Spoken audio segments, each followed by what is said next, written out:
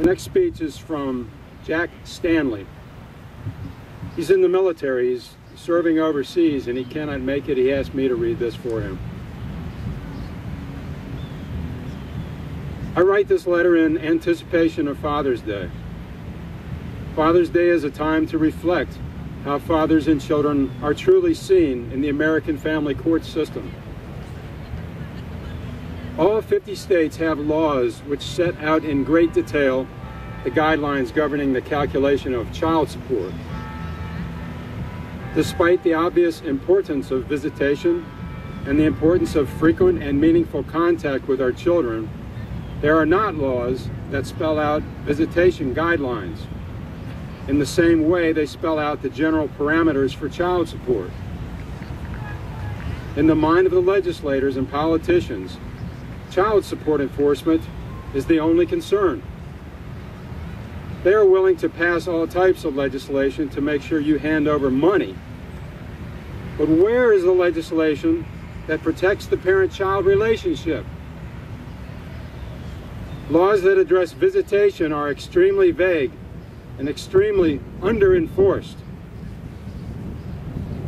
When a parent's bond with his or her child is broken, the child suffers all of the ramifications associated with loss, including the feelings of anger, sadness, depression, powerlessness, and hurt.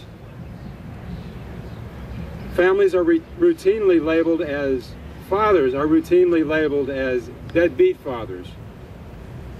The fact is, most fathers are loving parents whose parental rights routinely get trampled on by an anti-father family court system.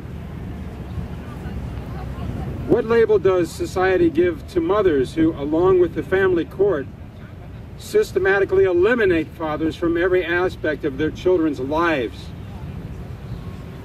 No one really seems to care about what is really going on in the family court, which explains the treatment children and fathers receive.